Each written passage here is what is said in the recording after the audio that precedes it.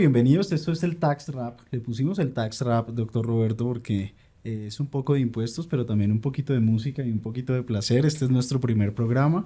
Es posible que sea un poco desprolijo, pero lo hacemos con mucha pasión. El día de hoy tenemos un gran invitado porque es muy importante para nosotros los tributaristas, eh, formador, mentor, deja siempre un legado en nuestra universidad, activo en la investigación, en el ejercicio profesional, pero sobre todo un gran maestro. Un gran maestro. Yo recuerdo que por allá cuando estaba en quinto año de Derecho en la Universidad Externado de Colombia, yo no sabía qué camino escoger. Y se presenta una materia que se llama Hacienda Pública. Y cuando veo Hacienda Pública, encontré que en ese lugar podían coincidir muchos de mis gustos. Mi gusto por el derecho constitucional, el gusto por el derecho privado, el gusto por el derecho administrativo, y ese día decidí que iba a ser mi camino. Por los lados me fui reencontrando también con el mundo artístico y tuve una pequeña crisis, pero al final fue la hacienda pública lo que en gran medida me ayudó a definir el lugar en el que quería estar. Y en esa época tuve el placer de ver clase con el maestro Julio Roberto Pisa, quien nos acompaña el día de hoy. Doctor, muchas gracias por aceptar esta invitación. No, Camilo, primero celebro que inicie este tipo de instrumentos de comunicación colectiva tan poderosos, tan potentes, porque finalmente, aparte de esa vis profesional que todos mostramos de las 8 de la mañana a las 5 de la tarde, muy formales, especialmente los abogados, por detrás hay seres humanos con otros intereses, otras pasiones y muchas cosas que transmitir, en verdad. Pero sobre su primer punto de la hacienda pública le quiero contar esto. Obviamente yo llegué a la universidad, somos abogados, somos de la Facultad de Derecho. El profesor que dictaba Hacienda Pública era Juan Camilo Restrepo, que fue ministro de Hacienda, y él dictaba la materia como pues desde política pública, desde economía, de gestión de las finanzas públicas, digamos. Y yo creo que fue a partir de un gran amigo y una persona muy importante que fue Juan Sornosa, que me dijo, bueno, pero esto también es derecho. Y de que la forma jurídica y todo esto de recoger plata y gastarla se manifiesta además desde un punto de vista constitucional con que manejamos el dinero público de todo el mundo y lo gastamos también. Entonces, por eso es un principio de legalidad bastante fuerte y esto jurídicamente tiene mucho que hacer. Y realmente de ahí salió el curso de Derecho Fiscal. Pero también la otra faceta es que una vez el doctor Inestrosa me dijo, hay un seminario en la Universidad de Córdoba, en Argentina. Esa es una universidad muy famosa, porque en los años 30 hubo un gran movimiento estudiantil alrededor de la autonomía de las universidades, tema muy importante, que además en este momento está en boga aquí en Colombia. Y la Facultad de Economía allá en particular es muy importante, ya han salido muchos ministros, Domingo Cavallo, bueno, en fin. Entonces me mandó a un mundo de economistas, yo abogado. Entonces realmente la hacienda pública tiene la virtud de convertirse en algo que Antanas Mockus llamaba anfibios culturales, es decir, gente que es capaz de moverse en ambientes distintos y ser capaz de interactuar y de tener lenguaje común. Entonces, por eso, sí, la hacienda es muy poderosa, es economía, es administración, es finanzas públicas, pero es también mundo privado, es derechos, en fin, muy buena lección, Camilo. Doctor Roberto, vamos a empezar. Quiero ponerle quiero ponerle una sinfonía. Quiero ponerle el pastoral. Y vamos a escucharla unos segundos. Perfecto. Ese comienzo que es muy bueno.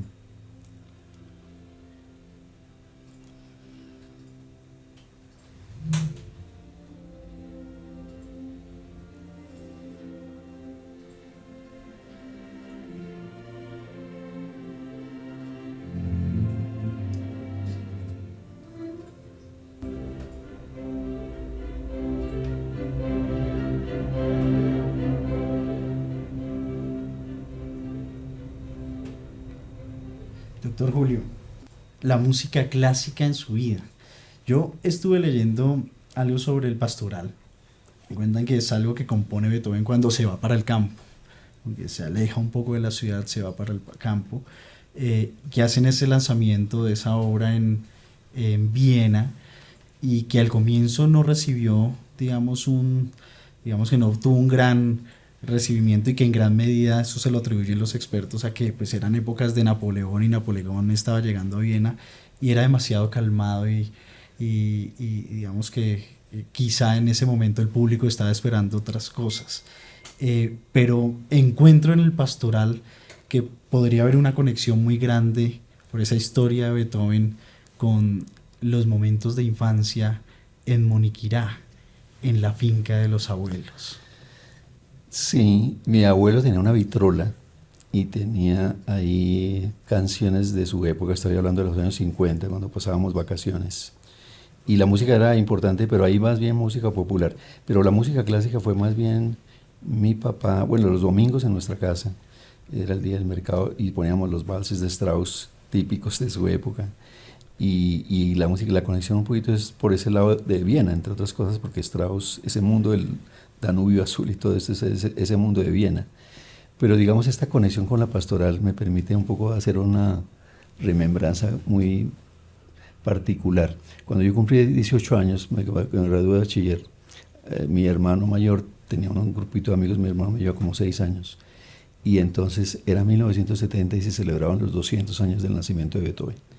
Y nos reunimos a escuchar las 9 sinfonías, como es de las 6 de la tarde. Y en un momento dado, oiga, falta la sexta. Entonces me tocó ir a mí a comprar la Sinfonía Pastoral. Y por cuenta de haberla comprado, me metí al grupo de gente mayor que yo. Ellos estaban en la universidad.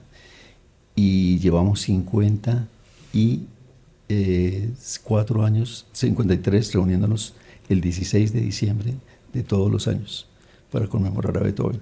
Y justamente este martes se celebraron los 200 años de la inauguración o la presentación de la novena sinfonía. Entonces digamos que, y Beethoven en particular es un personaje muy particular. Cuando yo estuve en Europa porque él se fue después a Viena, que era el mundo musical de la época, y fui a la tumba de Beethoven. ¿Y la música clásica para estudiar o en cualquier momento?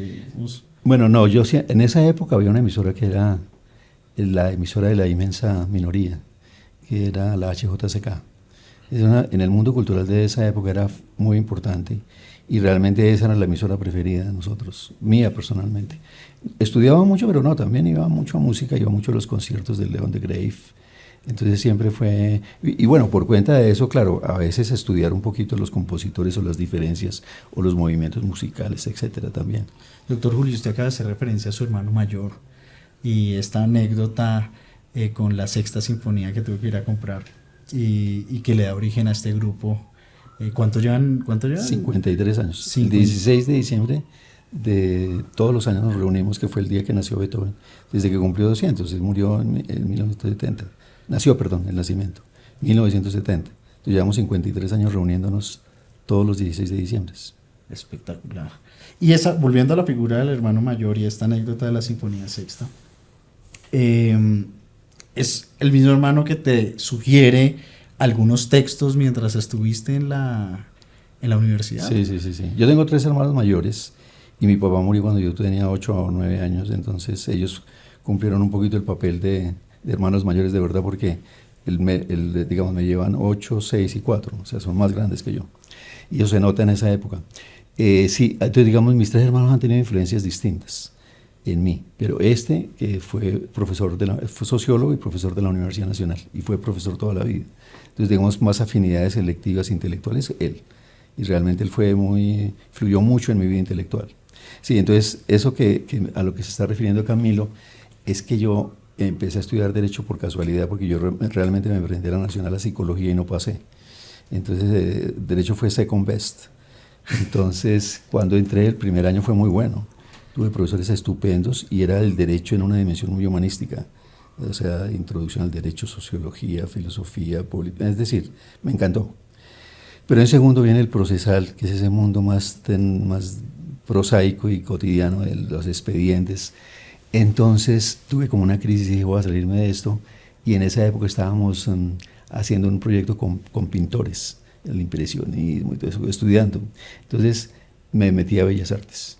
El examen de Bellas Artes tiene una parte muy concreta, que es una entrevista personal donde lo ponen a uno a ensayar con figuras y con cuadros y cosas así. Sin embargo, pasé. El que me hizo el examen fue Tiberio Vanegas, que murió con Marta Traba en un accidente aéreo en los años 80.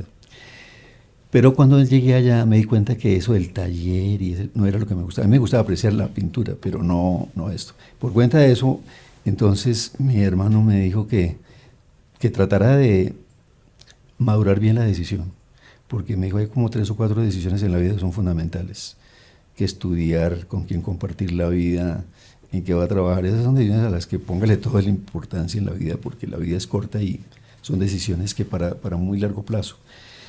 Entonces me dijo, mire, leas estos.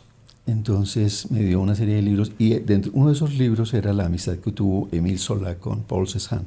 Paul Cézanne es uno de los pintores más relevantes porque él alcanzó a vivió un poco con los impresionistas, pero tuvo un estilo muy personal y dicen, murió en 1906, que fue como el iniciador de la pintura moderna del siglo XX. Entonces eso me conectaba mucho con eso y por eso.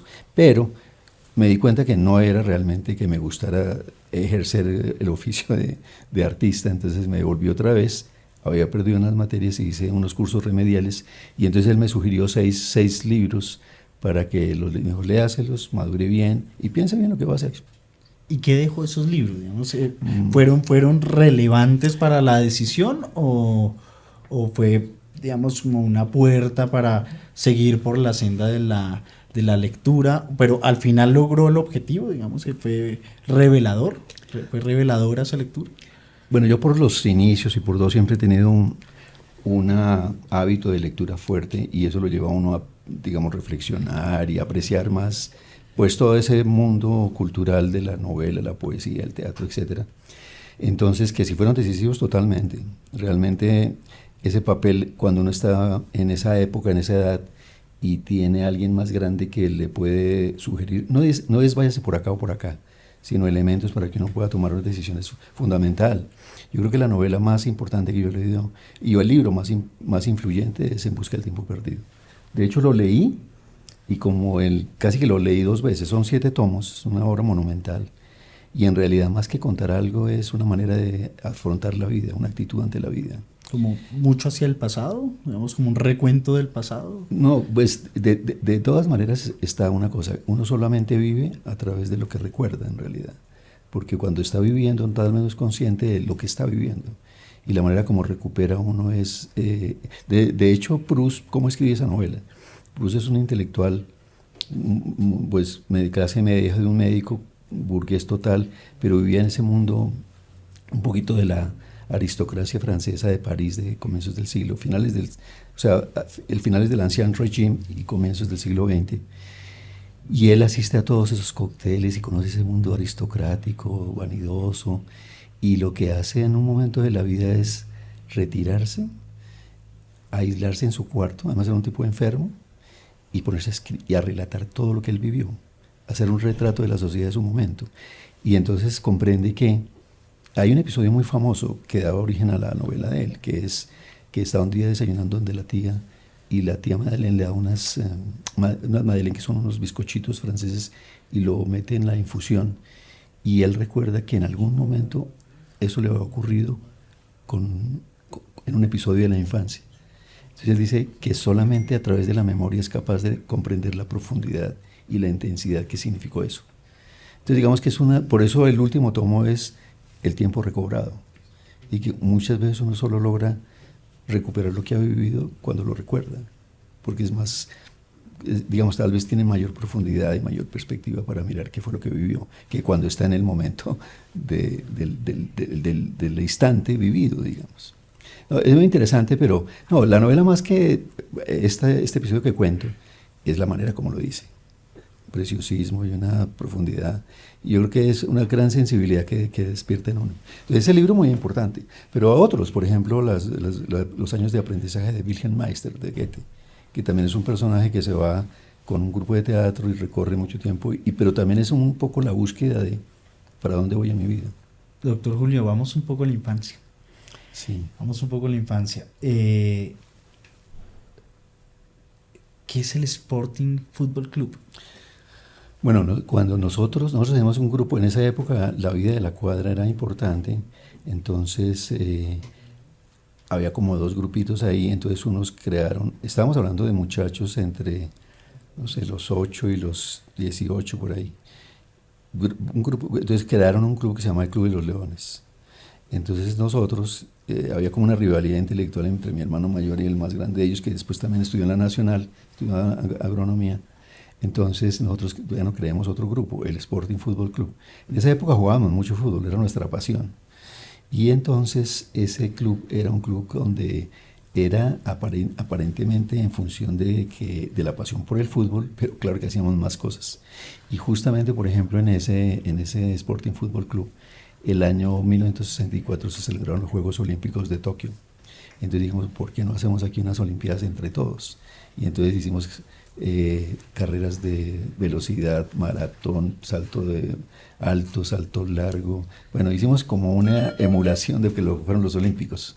Entonces, digamos, era un club también donde escuchábamos cosas. Los mayores ya estaban terminando bachillerato y tenían otras inquietudes, la política, por ejemplo, de la época. Es decir, era un club donde era el fútbol como la base, un poco emulando también en nuestra revista preferida de la época era el Gráfico, y éramos expertos en los jugadores argentinos que eran los más famosos, y entonces por cuenta de eso, en Argentina todos esos equipos que uno conoce en realidad son clubes de barrio, y la gente se reúne allá y es algo de la vida barrial. ¿Y cuánto duró eso, doctor Julio, ese Sporting Fútbol Club? Pues, no sé, pues, yo creo que unos 5, 6, 7 años, porque después crecimos y bueno, la gente se mete a la universidad y hay otras cosas. Pero el episodio un poquito que me acuerdo mucho es los Olímpicos del 64 y ese fue, pues digamos, como una cosa interesante de que el deporte es mucho más que el fútbol, claro, porque los Olímpicos es algo más. Doctor Julio, 58 y 60, vamos un poco más atrás. Sí. Dos copas de Santa Fe. Sí. Dos copas de Santa Fe, pero entiendo que para ti fue particularmente importante la del 60. ¿Qué tuvo de especial esa del 60 que te dejó tan conectado para la vida con ese equipo? Sí, bueno, en los 50, bueno, este era un país más pequeño y el radio era como, bueno, la televisión se fundó en el 54, nosotros compramos televisión como en el 56 o 57, que era una novedad. Y el ciclismo era muy importante también, Ramón Hoyos, bueno, en fin, y además nos íbamos a ver las llegadas de la Vuelta a Colombia aquí a Bogotá, al Campín, a veces nos íbamos hasta el alto de la tribuna, que era el Premio Montaña, y el fútbol. Con el fútbol pasó que, bueno, pues nosotros jugábamos mucho fútbol, mucho. Entonces, digamos, por cuenta de eso, claro, las preferencias del equipo, y Santa Fe siempre fue una insignia de esas que revelan lo que decía Allende. ¿Cuál es el colmo de la felicidad? El gol. Y el colmo de la infelicidad, el autogol. Es decir, era una pasión. Entonces el equipo del 60, en realidad el 60 había varios equipos muy buenos. Estaba el Atlético Bucaramanga, el Once Caldas y Santa Fe. Pero la selección, la alineación del Santa Fe, que me acuerdo, Bevilacqua, Mille y Aponte, Rodríguez, Tovar y Silva, Campana, Resnick, Panzuto, Perazo y el Zipa González. Fue la primera vez que fui al Campín, que fue pues toda una epopeya, y no, la pasión de un niño por el deporte, o sea, ese equipo del 60, inolvidable. Y yo creo que lo ligaría con que la primera vez que fue Colombia a un mundial fue en el 62. Entonces en el 62 el primer partido lo perdimos 2-1 con Uruguay, y el segundo, gran sorpresa, Rusia tenía el mejor arquero del mundo, Lev Yashin, y empatamos 4, íbamos perdiendo 4-1, empatamos 4-4. Pues eso fue una epopeya sin igual. Y por cuenta de eso, el tercer partido que nos tocaba en el grupo era con Yugoslavia, y todos expectantes en el colegio Novo, tarde deportiva para ver el partido. Perdimos 5-0. Entonces sí, a través del fútbol es alegrías y tristezas. Doctor Julio, además que era una Rusia bien particular, ¿no? Acaba de ganar en el 58 Juegos Olímpicos. Sí. Tuvo un logro importante, creo, también en el 60, la Eurocopa. Sí. Gana la Eurocopa, o sea que hoy sería como haberle empatado a qué equipo, como a no sé. Francia, un equipo, digamos, en un gran nivel futbolístico. Claro, Liverpool, cualquiera de los... Claro, era un mundo más pequeño y todo, pero y por ejemplo, claro, en particular Lev Yashin, que era se reputaba como el mejor arquero del mundo, y además Marcos Kohl le marca un gol olímpico. O sea, en realidad fue una hazaña realmente. Una hazaña, gol olímpico. ¿Ha habido más goles olímpicos? Yo no sé, creo que ese ha sido el único sí, gol sí ha habido, pero que en un mundial, en ¿En un ese mundial? momento, Rada metiera ese gol olímpico fue, Marcos Col, perdón, metiera ese gol olímpico fue sin antecedentes. Sí, eso fue una locura, una locura. Muy bien. Bueno, volvamos a la universidad, a los días de la Universidad Externado de Colombia. Entonces, procesal, vuelves, vas a Bellas Artes a propósito de lo que estabas trabajando con pintura, el grupo que se estaba formando, regresas a la universidad y luego de esto, ¿qué siguió, doctor Julio? Es decir, Volví, yo tenía en la universidad, bueno, eran momentos políticamente interesantes, la universidad era más activa, tenía un grupo de teatro muy famoso que dirigía Carlos José Reyes y después lo dirigió uno de los actores que era Raúl Gómez Hattin, que después fue un poeta, maravilloso. Y había un grupo que era el 27 de mayo, o sea, había gran agitación política en los años 70, estoy hablando del 71, 74, fue el último el último periodo del Frente Nacional con Pastrana, que en su momento fue una elección muy discutida. Estaba en Estados Unidos el tema de que la guerra del Vietnam se acabó, estaba el Watergate, o sea, era un momento de agitación política y participábamos mucho en realidad. Yo tenía unos amigos ahí bien particulares. Yo en realidad era una persona que iba mucho a la biblioteca. Y me acuerdo, leí bastante, leí mucha literatura colombiana, La María, La Vorágine, Eduardo Gómez, es decir, fue un gran aproveché bastante la biblioteca. De hecho, la señora de la biblioteca, ahorita no recuerdo el nombre, Beatriz o tal vez, se murió hace 2 años, como de 95, la bibliotecóloga, que yo me volví muy amigo de ella porque yo iba mucho. Iba mucho también a Luis Ángel Arango, que la sala de lectura era estupenda y también había sala de conciertos. O sea, fue una persona que a veces no iba tanto a clase, pero sí iba mucho a estas cosas. Entonces volví y no, finalmente con un par de amigos que también tenían algunas como inclinaciones políticas y tal, decidimos, no, pues lo mejor es ya terminar esta carrera. Eso fue un poquito la historia y bueno, termino y entonces el punto de conseguir empleo, 2 anécdotas. Estaba el procurador Manuel Gaona. Entonces fui, a través de un compañero de mi hermano, fui a una cita con él, que me recibiera ya. En ese momento era un mundo más pequeño, pues el procurador directamente me recibió y me preguntó, ¿liberal o conservador? Gaona, que era una persona muy liberal, era nuestro profesor de teoría del Estado. Entonces me dijo, ¿liberal o conservador? Dije, no, pues, bueno, mi abuelo era muy liberal y mi papá también, pero dijo, bueno, le toca decidirse, porque este mundo es el mundo de que solo pueden entrar al gobierno o liberales o conservadores, porque el Frente Nacional era en un pacto alrededor de eso. Claro. Entonces, esa anécdota por ese lado. ¿Pero respondiste finalmente algo? Por otro lado, no, pero venga, le sigo con la historia. Entonces, bueno, te dije, bueno, seré liberal, pues porque por tradición familiar, y bueno, y también por convicción quizá. Pero resulta que después, tratando de buscar empleo, me recibió un amigo por familiar del tribunal de Cundinamarca, Alfonso Cabra, y me dijo, hay una vacante por una licencia, como 6 meses, ¿quiere aceptarla? Y dijo, bueno, sí. Dijo, el problema es que yo soy conservador y usted tiene que ser conservador. Pero para calmar mi posible angustia, me dijo, mire, Churchill decía, hay que ser pragmático. El que no cambia de opinión está fregado en la vida, porque pues, las vidas cambian y uno cambia.